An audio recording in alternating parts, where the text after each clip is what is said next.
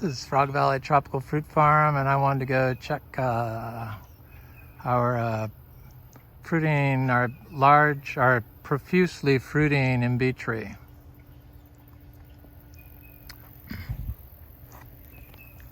We have coconut cream mangoes. I put a seed out last night to be cleaned, and it appears like the creatures decided to take my seed. They didn't care for the guavas I gave them.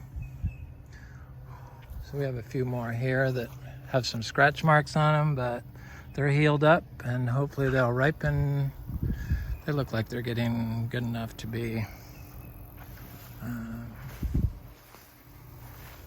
seeds. I'm planting all my fruit that's produced 2 crops for us of the mangoes. I just think that's something that I want to grow for multiple crops per year, and probably those seeds would be good at getting there. Mangoes are so freaking gorgeous. They're just like so, they love being in nature here in Florida. They just, no diseases, no issues.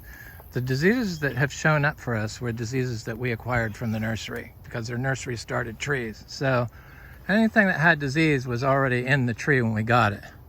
And my system, our system, nature is trying to rectify that in the trees. And they seem to outgrow it. There's still a couple of trees that show some signs of disease, but they're outgrowing it. The stronger our natural system becomes, the stronger the trees become. And the queemucks are like, the queemucks are gonna give me fruit this year. Please, tree, please, I will leave you alone. I will not walk near you. I just want to taste your fruits, please. Oh, we're looking for the Imbe tree. Kind of get sidetracked because I like looking at all these different mangoes we have. I mean, this mango here is like 8 feet and 8 feet across, and it hasn't been in the ground 2 years yet, so they don't need to be watered.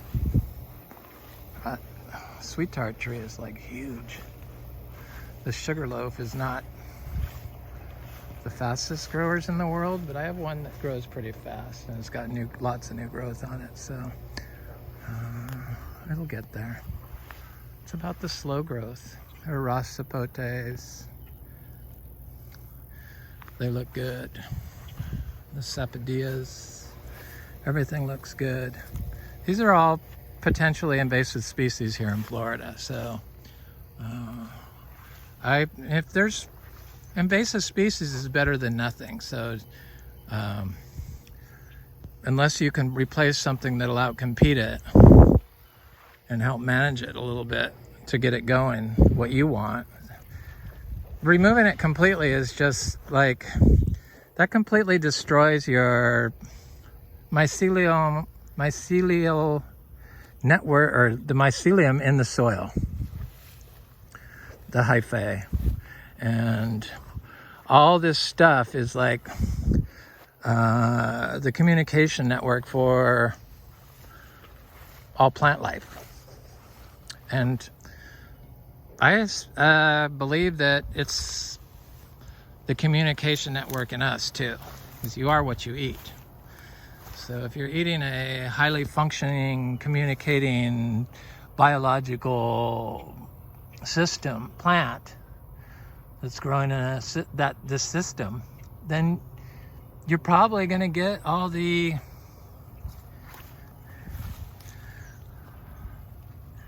nutrients you need so that your communications systems work in your system, your body. And I'm positive that's what's wrong with the food. They've they've forgot about the fungi. And without the fungi, you can't have the carbon cycle.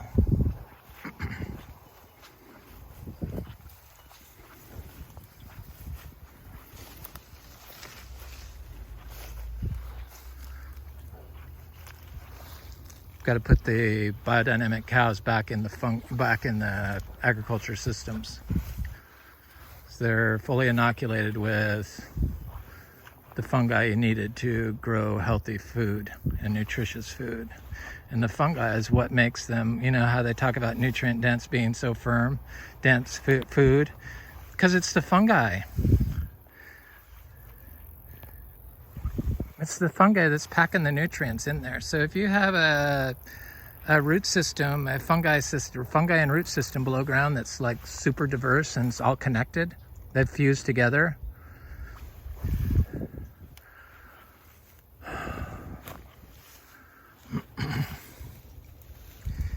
You're gonna have all the fungi you need.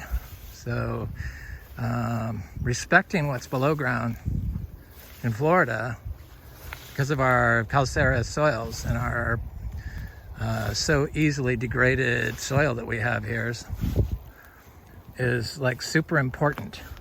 And the living root that nature puts there, whether it's a native plant or a invasive species that we introduced but grew on its own, is the plant that nature wants there for its fungi. Anyway, this is our Imbe, and this is that tree that produced, I mean, I sold a lot of fruit off this tree. I sold like $400 worth of fruit off this little tiny tree at $3 each. And I ate probably that many. Oh, there's one little fruit on it that's already ripening, so it's not even I probably should have let the fruit go on the ground. But I did do a bokashi leachate of the shells and some of the seeds. So I'm gonna put that in my compost. Maybe I'll put it in a pile near this tree. We compost all our fruits and ferment them.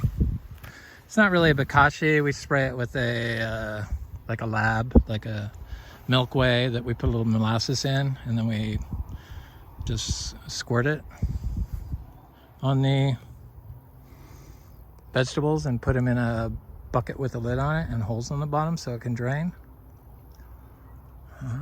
Leave them there for like 2 months and then compost those again in a biodynamic compost. It's a compost ingredient. Takes care of all our food scraps, and we have a lot, so I think we have like 4 buckets going.